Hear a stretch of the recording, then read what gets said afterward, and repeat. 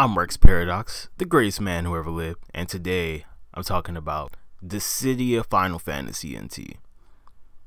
I think it's the perfect arena fighter, or more, it has the best mechanics for an arena fighter.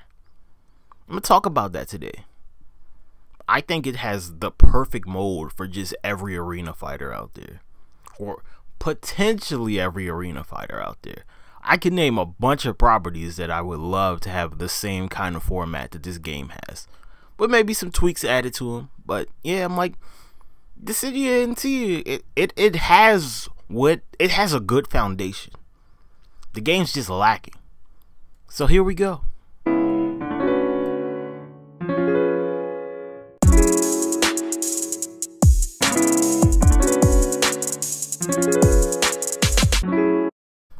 So I'm not going to go into the specifics of the city NT, like who developed it, blah blah blah, and such and such. All you really need to know is it's a 3v3 fighting game with Final Fantasy characters. That's pretty much basically all the game is right there. 3v3, you get your Final Fantasy characters. So the main reason I'm making this video is because of Jump Force, or maybe J-Stars, just fucking arena fighters in general, which have the 3v3 format. And I feel like the city of NT does it the best. Everyone has pretty much the same level of mobility. For reasons I don't know. Honestly, I don't know. Like, everyone in the game can fucking fly for some reason. Originally, when I played it, I was like, okay, you know, whatever, I like this. I like it.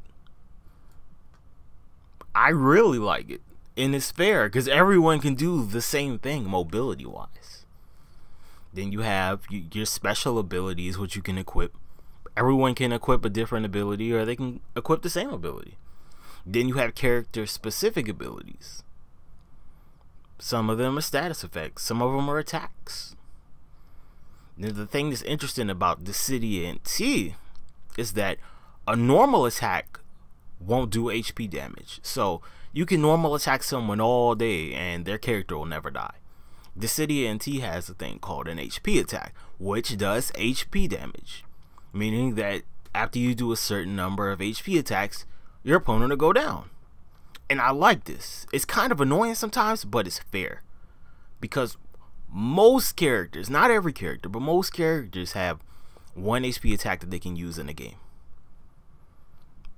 Most characters. There are some exceptions with characters who can use, you know, they'll have a special attack, or in the case of a character, Van, he has 2 HP attacks, and because he has 2 HP attacks, he kind of, you know, he has to sacrifice some of his regular attacks. So compared to some of the other characters, he doesn't have as many regular attacks, which is kind of balanced. But Van is just like strong as shit, so that's a debatable one right there. Like, he's not unbeatable, he's just strong as a motherfucker, because again, he has 2 HP attacks and a special effect.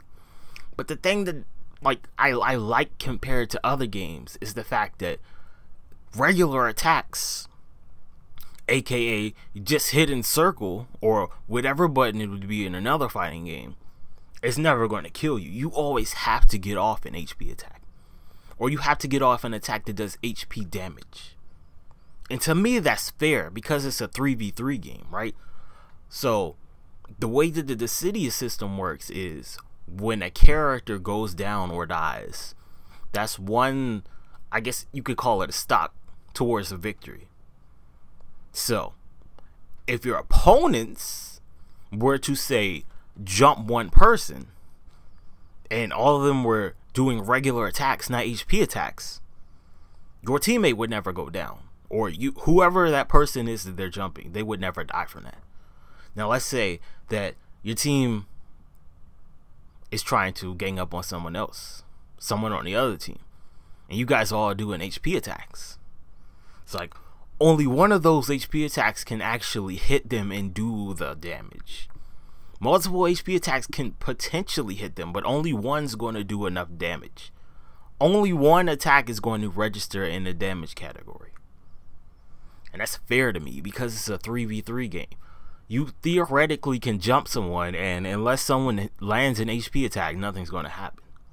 Now, sometimes that's annoying, because when you try and set up a move or something, you know, like sometimes the people on your team will fucking knock them out your fucking your HP attack range. Maybe you got them in a combo, and like the city has this wall splat mechanic where you can follow up. Like if you hit someone onto a wall, they'll stick onto the wall for a couple of moments. They'll be embedded in the wall for a little while, and potentially you can follow up with an HP attack. And sometimes people fuck that up, and I hate that shit. But it's still fair, because it's a team-based game. So you suffer if your teammates fuck up, which is fair and annoying at the same time. It's a balanced mechanic. And no character in the game ever does like just this ridiculous amount of damage. No character ever does some ridiculous amount of damage, because you have to build. You have to build on the damage that your HP attack is going to do with what they call the bravery system. And the bravery system's built on doing regular attacks. Now, at a certain point after you do an HP attack, your bravery will reset to whatever it's based at. Usually it's 1,000. In certain cases it can be like 1,300 or something. It's all kinds of nuances in this game. But I feel like it's fair. It's always like, you know, if you get put down, you always have a chance to come back, because your bravery is always going to come back for the most part. So in arena fighter genre, there are two games that I typically would put over everything else, and that's the Naruto Storm series and the Budokai Tenkaichi series from Dragon Ball Z. Those are the two I would generally put on top. But I feel like the format that Dissidia uses works the best. Now, it's no reason that a lot of these characters should be able to fly, but they can. And I'm cool with that. Like, it's a game mechanic. I don't really care why they can do it. It works. It works for how the game's built. There's some platforming in the game. You know, sometimes jumping in the air and flying around, it gives you a strategic advantage versus just running around on the fucking ground, turtle jumping and shit. I like that. And again, it fits the game. It's a 3v3 game. This is one of those games where it's like, it's actually every character in the game is controlled by some person. Or in some instances, you have bots on your team, which can be a blessing or a curse. That one's debatable.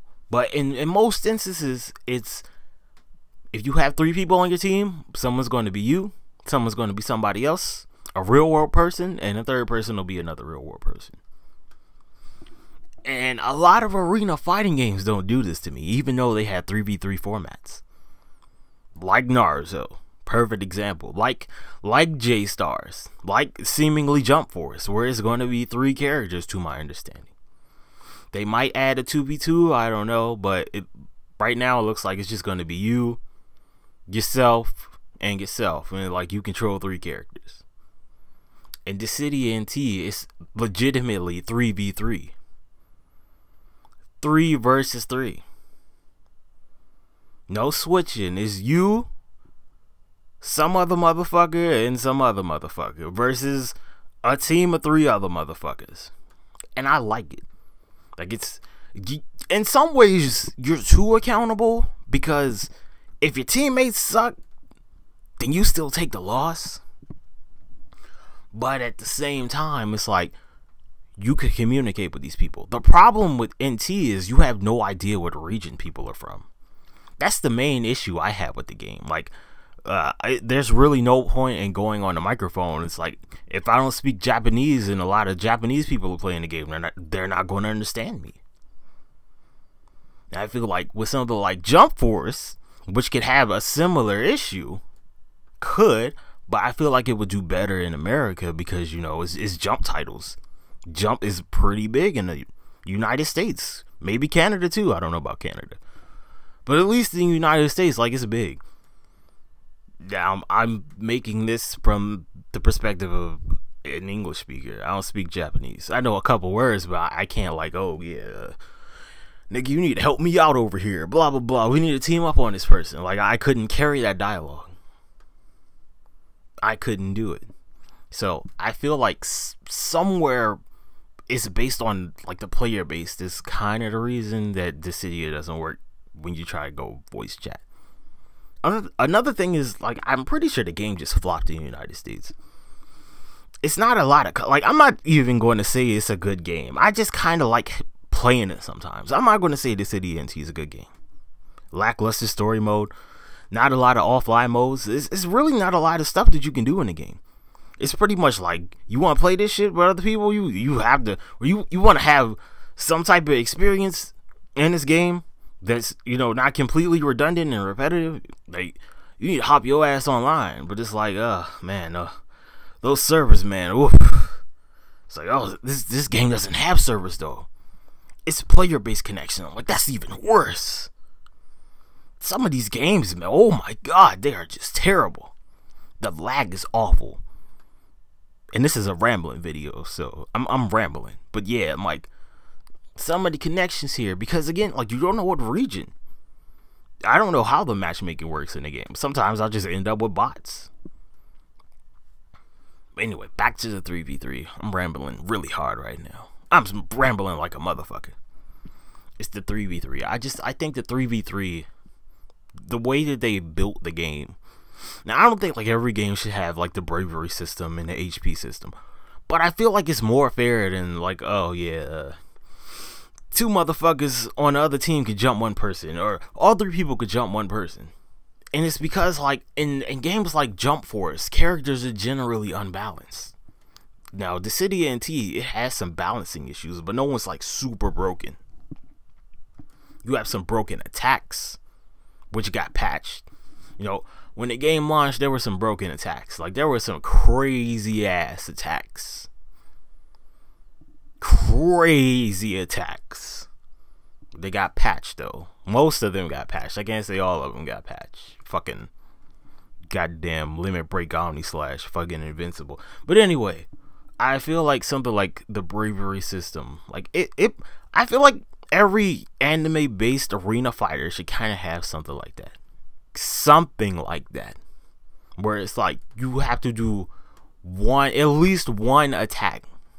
At least one. I feel like the city should have 2 bravery attacks, just like so you can mix it up. Because you have 4 that you can pick from, but in battle you can only have 1. And I feel like if every character had 2 bravery attacks, then it would make the game more interesting. It would add just like another layer of strategy. A completely just extra layer of strategy. And I feel like it would work with a game like Jump Force. Or J-Stars, or insert crossover fucking arena fighting game, or whatever the fuck. I feel like DFFNT is potentially the perfect arena fighting. Potentially the perfect arena fighting experience. Because it's balanced where it needs to be. It just doesn't have the player base or enough content. I feel like you could take the system used in NT and just, you could put it on pretty much anything in an arena format and it would work. Now again, like, I don't think that NT, the game itself, is really good. I'm not going to say that. I will never defend that game. And I played that. I played like fucking, I don't even know, maybe like 300 hours on this goddamn game. I have to check my game time. It's something like that. That was just to get a goddamn platinum. I played a lot of this game, and I can tell you, like, man, this game needs some work. It needs a lot of work. But the core fighting system, for an arena fighter is perfect. And I'm done rambling. That'll be my video. I'm out. The future isn't yours to give or take.